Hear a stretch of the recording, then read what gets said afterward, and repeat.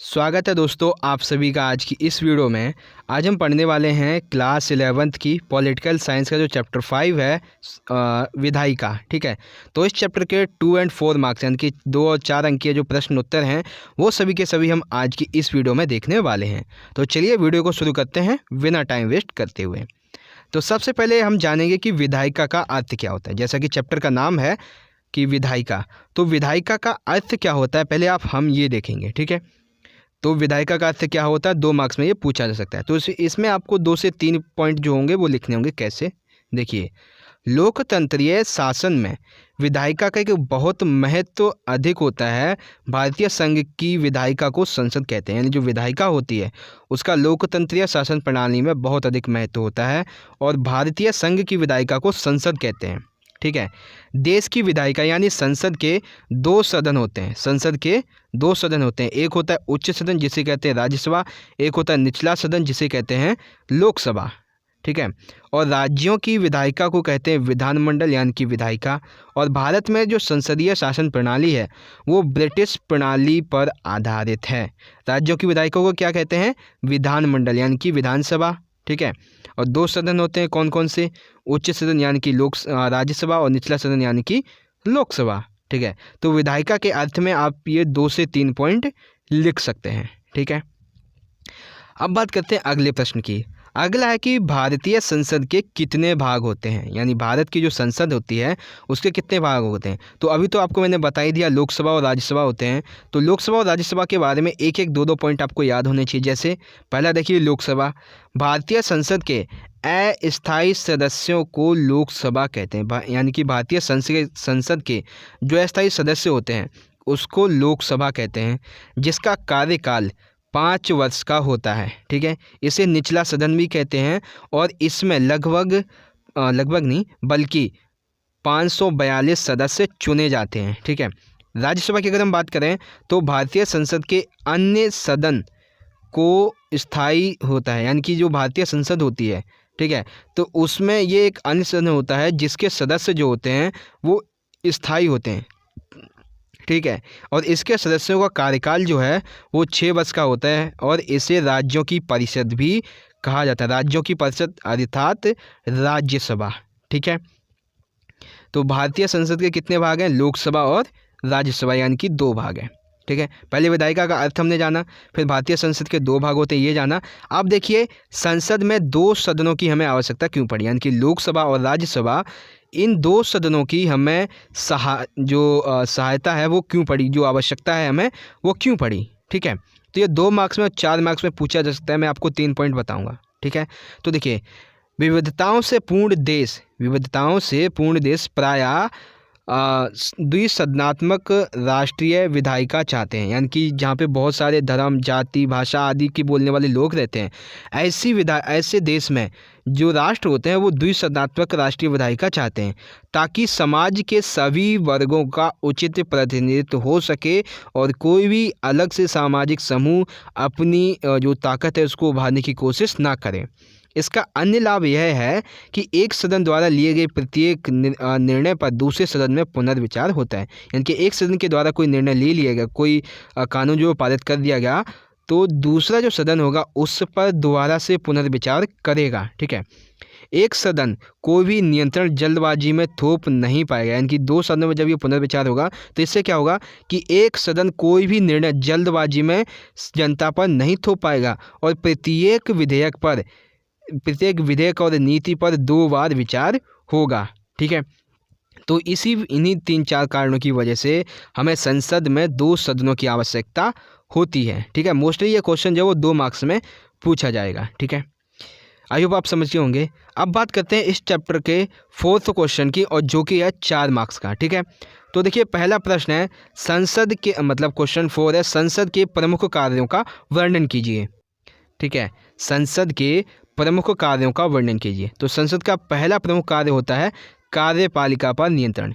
संसद का एक महत्वपूर्ण कार्य है मंत्री परिषद की चूक, यानी कि जो संसद होती है उसका एक महत्वपूर्ण कार्य होता है मंत्री परिषद की चूक और वचनबद्धता की जवाबदेही तय करते हुए उस पर नियंत्रण के अधिकार का प्रयोग करना है। यानी कि जो संसद होती है वो कार्यपालिका पर नियंत्रण रखती है, जिसके तहत ये मंत्री परिषद की चूक और वचनबद्धता की जवाबदेही सुनिश्चित करती है। ठीक है। कार्यपालिका का दूसरा महत्वपूर्ण काम है कानून बनाना। कार्यपालिका नहीं, जो विधायिका है, विधायिका का जो महत्वपूर्ण दूसरा कार्य है कानून बनाना। कानून बनाना किसी भी विधानसभा का प्रधान कार्य है। भारत की संसद उन तमाम विषयों पर कानून बनाती है जो संघ सूची और संवत्ति सूची में शामिल होते हैं। कानून बनाना संसद का एक प्रमुख कार्य है। ठीक है। और भारत की संसद जो है वो उन सभी विषयों पर कानून बनाती है जो जो संघ सूची है और जो संवत्ति सूची है, दोनों में ही शामिल जो विषय होते हैं उन पर। तीसरा पॉइंट है बहस का मंच। संसद सभी धर्म, भाषा, जाति वाले लोगों को अपने विचारों की रखने की आज़ादी देता है। संसद जो है वो सभी धर्मों के लोगों को, सभी भाषाएं बोलने वाले लोगों को, अलग अलग जाति के लोगों को अपने विचारों को रखने की आज़ादी देता है। और संसद में उठे किसी भी मुद्दे पर सभी को अपना मत देने का अधिकार है, सभी को अपने विचार रखने का अधिकार है। इसलिए संसद को एक बहुत बड़े बहस के मंच के रूप में जाना जाता है। ठीक है। पॉइंट 4 है वित्त का नियंत्रण। संसद, खासकर लोकसभा, जो संसद है यानी कि संसद में जो लोकसभा है, ये वित्त के कार्य क्षेत्र में महत्वपूर्ण अधिकारों का उपयोग करती है। विधायिका को यह सुनिश्चित करना होता है, जो विधायिका होती है उसे यह सुनिश्चित करना होता है कि सार्वजनिक निधि की उगाही और व्यय अनुमति से हो। यानी संसद का जो भाग है लोकसभा, ये क्या करती है, अपने कार्य क्षेत्र में महत्वपूर्ण अधिकारों का प्रयोग करते हुए ये सुनिश्चित करती है कि सार्वजनिक निधि की उगाही यानी कि सार्वजनिक तौर पर जो व्यय है वो कहाँ कहाँ पे किया जाएगा और उसकी अनुमति किसको देनी है, किसको नहीं देनी है। पांचवा आता है न्यायिक कार्य यानी कि महाभियोग के बारे में। संसद के पास राष्ट्रपति, उपराष्ट्रपति, सुप्रीम व हाई कोर्ट के जजों के साथ साथ संघ व राज्य लोक सेवा आयोग के अध्यक्षों तथा सदस्यों पर महाभियोग चलाने का अधिकार है। यानी कि जो संसद है उसके पास राष्ट्रपति के ऊपर महाभियोग चलाने का, उपराष्ट्रपति, सुप्रीम कोर्ट, हाई कोर्ट के जजों के साथ साथ राज्य के लोक सेवा आयोगों के अध्यक्षों के सदस्यों पर महाभियोग चलाने का अधिकार है। उनको उनसे पद से हटाने का अधिकार है यदि वो अपने संविधान के अपने पद के अनुरूप जो कार्य वो नहीं करते हैं तो। ठीक है। तो ये कुछ कार्य थे संसद के प्रमुख कार्य। कौन कौन से? कार्यपालिका पर नियंत्रण रखती है, ये कानून बनाती है, यह एक बहस का मंच है और वित्त पर यह नियंत्रण रखती है और ये न्यायिक कार्य भी करती है जिसमें महाभियोग महत्वपूर्ण है। ठीक है। तो संसद के ये कुछ 4-5 प्रमुख कारण थे जो कि 4 मार्क्स में पूछा जा सकता है। आई होप आपको समझ में आया होगा। अब बात करते हैं इस चैप्टर के सबसे आखिरी प्रश्न की और सबसे इजी प्रश्न। देखिए क्या बोला मैंने, सबसे आखिरी और सबसे इजी प्रश्न। देखिए क्या है, लोकसभा का सदस्य बनने के लिए क्या क्या योग्यताएं होनी चाहिए। यानी कि एक व्यक्ति को यदि लोकसभा का सदस्य बनना है तो उसके लिए क्या क्या उसके पास योग्यताएं होनी चाहिए। ठीक है। तो लोकसभा जो होती है, पहले आप लिखेंगे कि लोकसभा का जो कार्यकाल होता है वो 5 वर्ष होता है, किंतु प्रधानमंत्री के परामर्श पर राष्ट्रपति इसे 5 वर्ष के पूर्व ही भंग कर सकता है। क्योंकि जो प्रधानमंत्री होता है अगर वो अपने पद को त्याग करता है या उसकी मृत्यु हो जाती है तो लोकसभा जो होती है वो भंग हो जाती है। ठीक है।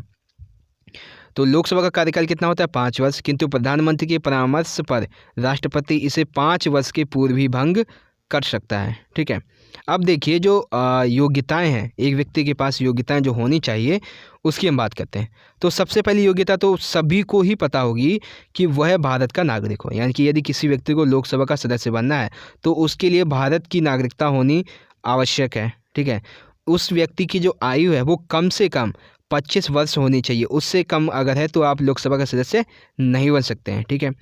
और वह भारत सरकार के द्वारा या राज्य सरकार के द्वारा अधीन किसी लाभ के पद पर आसीन ना हो। यानी कि वो किसी भी सरकारी पद पर आसीन ना हो। ठीक है। 4th है वह पागल या दिवालिया ना हो। यानी कि वो जो बंदा है वो पागल या दिवालिया ना हो एवं उस पर किसी भी प्रकार की कोई कानूनी कार्यवाही ना की गई हो। ठीक है। तो लोकसभा का सदस्य बनने के लिए ये 4 योग्यताएं होनी चाहिए। कौन कौन सी? भारत का नागरिक हो, आयु 25 वर्ष से कम ना हो, भारत सरकार या राज्य सरकार के द्वारा किसी भी लाभ के पद पर आसीन ना हो, वह पागल या दिवालिया ना हो। ठीक है। तो ये लोकसभा के सदस्य के बनने के लिए जो महत्वपूर्ण योग्यताएं थी उसके बारे में आपको पता चला। तो इस तरह से दोस्तों हमारा आज का ये वीडियो खत्म होता है, जिसमें आपको चैप्टर 5 जो विधायिका उसके 2 और 4 मार्क्स के जो इंपॉर्टेंट क्वेश्चन आंसर है वो मैंने आपको बता दिए हैं। पहले हमने देखा था विधायिका के अर्थ के बारे में, ठीक है। फिर हमने भारतीय संसद के दो भाग हैं उसके बारे में, लोकसभा राज्यसभा के बारे में। फिर हमें 2 सदनों की आवश्यकता क्यों पड़ी उसके बारे में देखा। और संसद के प्रमुख कार्य कौन कौन से, कार्यपालिका पर नियंत्रण, कानून बनाना, बहस का मंच, वित्त का नियंत्रण एवं न्यायिक कार्य इसके बारे में, और लोकसभा का सदस्य बनने के लिए क्या योग्यताएं होनी चाहिए ये जाना। तो आई होप दोस्तों कि आज की ये वीडियो आपको पसंद आई होगी। अगर वीडियो अच्छी लगी है तो लाइक करना, इस वीडियो को ज़्यादा से ज़्यादा अपने सभी दोस्तों के साथ जरूर शेयर कर दीजिएगा। हम मिलेंगे दोस्तों अगली वीडियो में आपके इसी चैप्टर के 6 मार्क्स की इंपॉर्टेंट क्वेश्चन आंसर की वीडियो के साथ। तब तक के लिए आप पढ़ते रहिए, अपना ख्याल रखिए। धन्यवाद। जय हिंद, वंदे मातरम।